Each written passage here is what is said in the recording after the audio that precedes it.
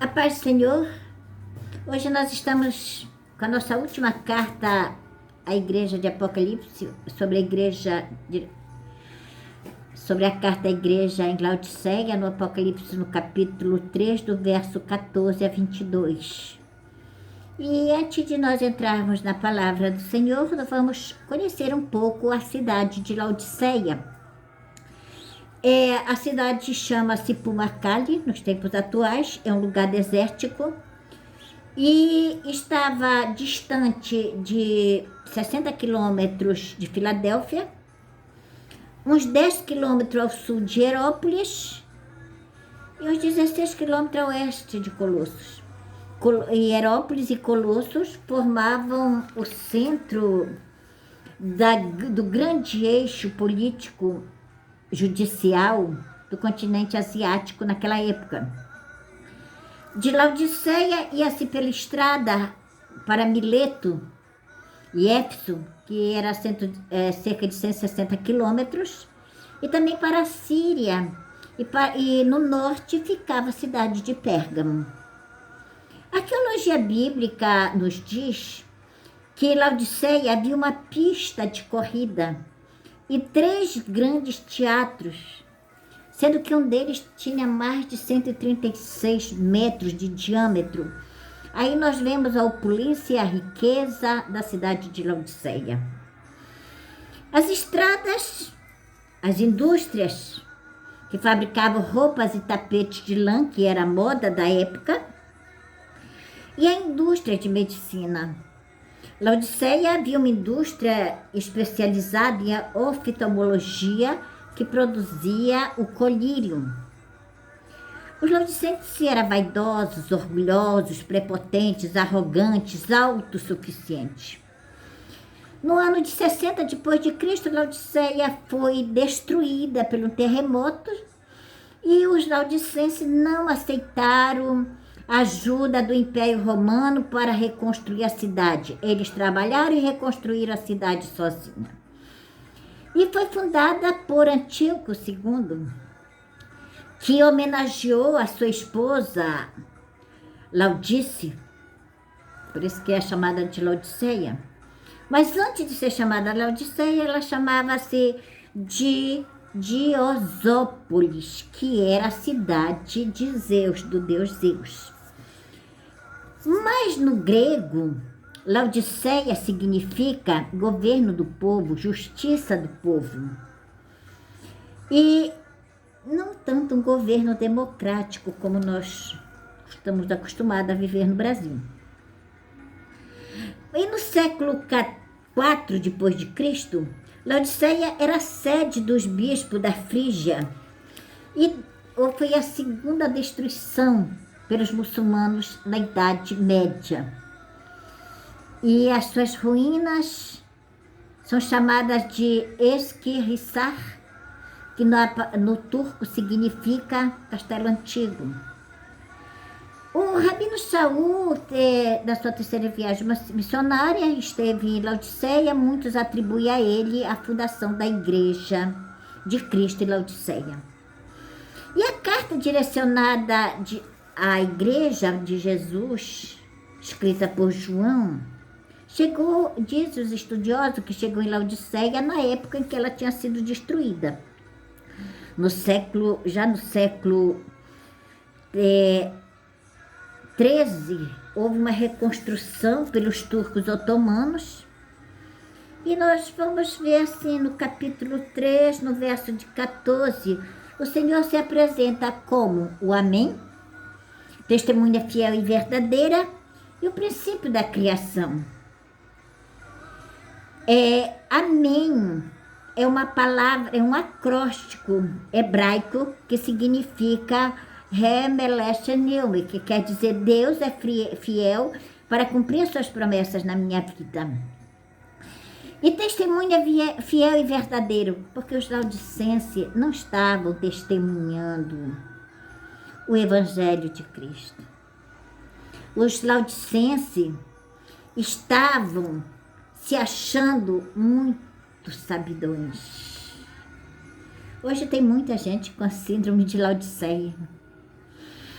E eles não estavam vivendo também como irmãos. A carta à Laodiceia é uma reflexão muito grande para nós, dentro desse contexto capitalista globalizado. Dentro desse pragmatismo político-religioso, desse liberalismo teológico, é uma reflexão muito grande para nós nos tempos atuais. Mas o Senhor, Ele conhece os nossos defeitos, o nosso pecado, e Ele apresenta uma metáfora, como Ele chama para os laodicenses, morno. E por estarem morno, estava a ponto de vomitar. Eu lembro que quando eu era criança, a minha mãe falava muito que fulano ia tomar vomitório. Eu não lembro se eu cheguei a tomar vomitório, que era para limpar o estômago. Então, o Senhor está achando que muitas pessoas estão sendo mornos. E morno é quando a água não é quente nem fria, né? E a água morna, que os laodicenses eram mornos, né? E por que a cidade essa metáfora que o Senhor usa? Porque a cidade de Laodiceia, ela não tinha um abastecimento de água dentro dela mesmo. A água que abastecia Laodiceia vinha de Herópolis, pelos aquedutos. E quando chegava em Laodiceia, já chegava morna.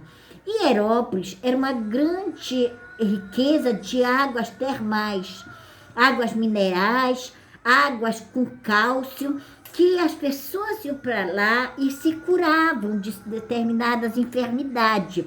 Mas quando chegava em Laodiceia, já era morno. Então, os crentes mornos, eles não buscam a Deus. Eles acham que está tudo bem, mas não está. Então, no verso 17, o Senhor nos fala sobre a prepotência, o orgulho, a acomodação, a autossuficiência dos laodicenses. E muitas vezes nós pensamos que as coisas estão bem. Eu já estou salvo e remido, estou bem. Não, eu oro, eu faço... Não, é obediência. Esse tempo de pandemia é tempo de reflexão, é tempo de consertar o nosso altar. É tempo de nos reconciliarmos com Deus e com nossos irmãos. Os crentes laodicenses, eles não sofriam perseguição, não sofriam discriminação do Império Romano, não eram perseguidos. Eles eram mornos, não eram crentes nem frios, não serviu, não obedeceu o Senhor, mas também não se descuidavam do Senhor. Eles ficavam no meio termo. O materialismo entorpecia os 5 sentidos dos laodicenses. E os problemas do dia a dia, a vida, a vaidade, neutralizavam os valores éticos e cristãos dos laodicenses. Então, nós vemos que o problema não é ler e estudar a Bíblia, é obedecer a Bíblia. Obedecer o que está escrito na Bíblia. Os laodicenses eram todos poderosos, né? E aí nós vemos também, quando os sultãos tomaram conta de Laodiceia, se fixaram, os sultãos otomanos se fixaram no Palácio Pamukkale, onde Laodiceia estava em Istambul. Os sultãos do Império Otomano governaram séculos e séculos essa cidade. Poderosíssimos, ricos, usavam belíssimas túnicas, uma vez só jogavam fora, banquetes de gala, e toda a riqueza que se pode imaginar estava ali em Laodiceia. Imagina um pastor com a sua igreja ali dentro, né? Muito difícil a vida do pastor ali naquela igreja, como não é fácil hoje a vida de um pastor dentro de uma igreja com irmãos com a síndrome de Laodiceia. É momento de refletirmos sobre isso. É momento de voltarmos ao primeiro amor, como diz na carta a Efésio. E nós vemos assim que no interior do Palácio Pamukkale, naquela época de Laodiceia, aí ficava o harém real. Centenas de lindas mulheres estavam à disposição do sultão. O sultão dormia cada noite em um lugar diferente, com medo de ser morto pelos parentes. Porque naquela época, quando um parente ia para o poder, os outros conspiravam contra ele, né? E era assim, aquela disputa pelo poder, né? E por causa disso, dessa disputa pelo poder com os parentes, foi construído acima do palácio de Pamukkale, um outro palácio, para abrigar os parentes do sultão. E isso aqui é para nós vermos o luxo em que a igreja estava localizada, onde a igreja estava localizada, né? E era chamada de gaiola dourada. Eles ficavam lá, tinham tudo quanto era riqueza, só não tinham liberdade. E ali na gaiola dourada perdiam tudo. O amor ao próximo, a humanidade, os valores nobres, os frutos espirituais, perdiam tudo, né? Houve até um sultão chamado Dervi Barri, que mandou afogar 200 mulheres no mar Bósforo só por causa de prazer, né? O Império Otomano se propagou pelo mar Mediterrâneo durante muitos séculos. O império, que um dia representou uma ameaça à própria Europa, começou a declinar e desapareceu. Você só vê isso na história. Agora nós podemos entender por que Jesus enviou esta mensagem aos crentes de Laodiceia. Isso acontece conosco, quando nós ficamos acomodados, autossuficientes, quando não somos nem quente nem frio, quando nós subimos no púlpito, vamos para a igreja, mas lá fora damos outro testemunho, quando só somos crentes dentro da igreja, quando fora, na casa, na rua e outros lugares não somos crentes.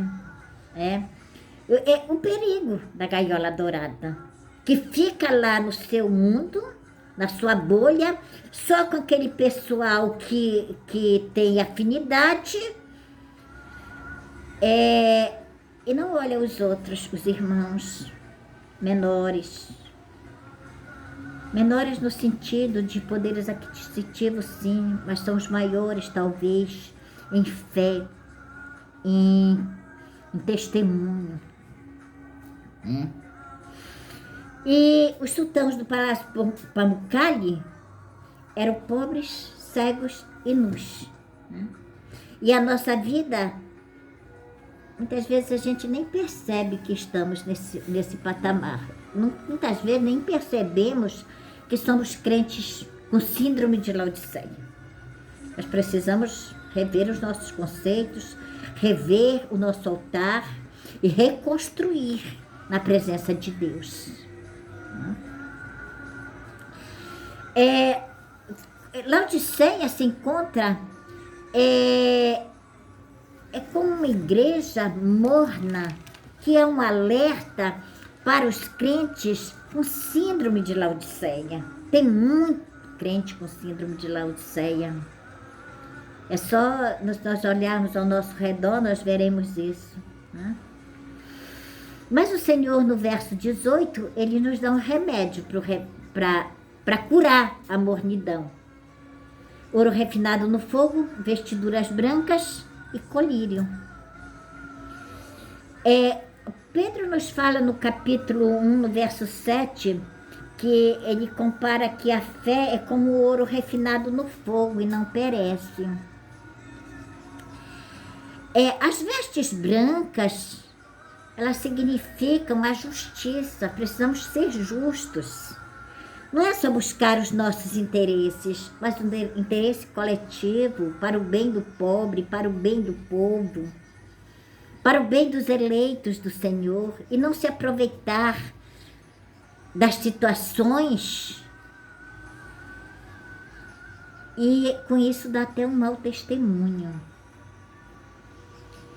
E nós precisamos realmente estar com as nossas vestiduras, que é as vestiduras da justiça, os frutos do Espírito, os valores nobres.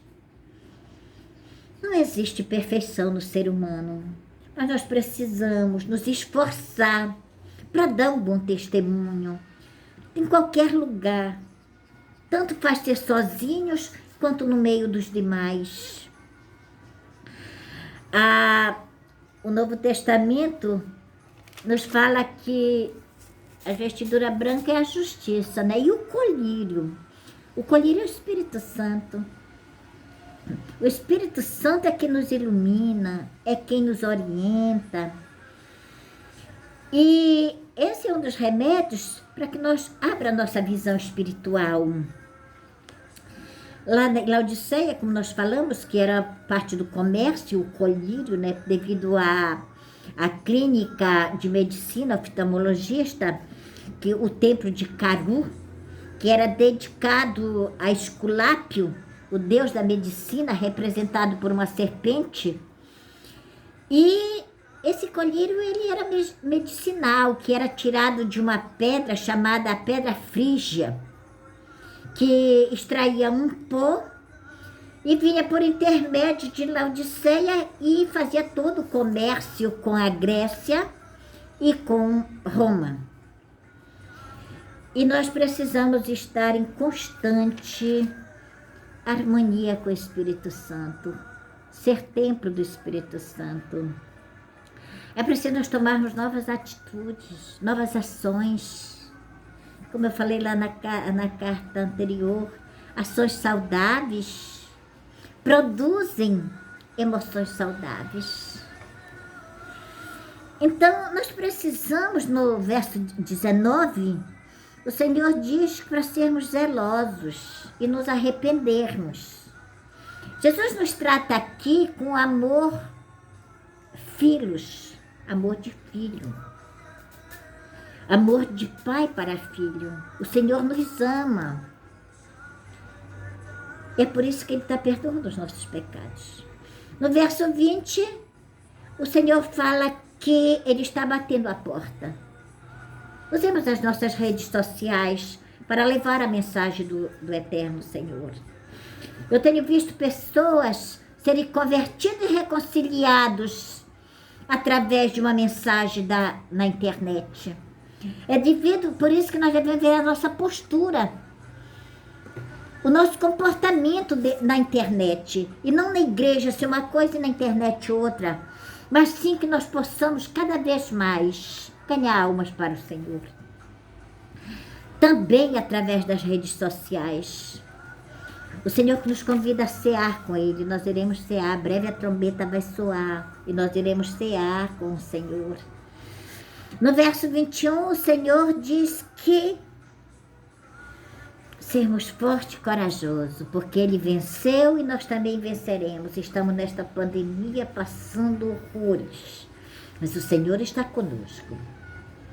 Se nós buscarmos a fé, o colírio e as vestes brancas, para nós vamos nos mantermos firmes na presença de Deus. E no verso 22, o Senhor confirma a fundação da sua igreja. Meu irmão, minha irmã, vamos eliminar essa síndrome de Laodiceia. Precisamos olhar para dentro de nós mesmos e nos reconciliar com Deus e com nossos irmãos. Jesus está nos dando uma nova oportunidade nessa pandemia. Leia a Bíblia, estude a Bíblia. Jesus disse, examinai as Escrituras, porque elas testificam de mim. Quando você examina as Escrituras, você obedece mais a Deus do que os homens. porque você está fortalecido na palavra de Deus. Ore sem cessar. Jejue uma vez por semana. Breve a trombeta vai soar e nós precisamos estar preparados. Vamos circular os céus com as nossas orações. Vamos pedir a Deus que o Senhor nos santifique, que o Senhor nos consagre, que o Senhor escute a nossa oração neste momento difícil. Quando já se hoje, 30 de maio, já são quase 30 mortos, 1000 mortos, só por coronavírus. Só o Senhor que pode nos dar vida e vida em abundância. Fique todos na paz do nosso Senhor Jesus Cristo e que Deus nos abençoe. Amemos uns aos outros. Oremos uns pelos outros. Amém.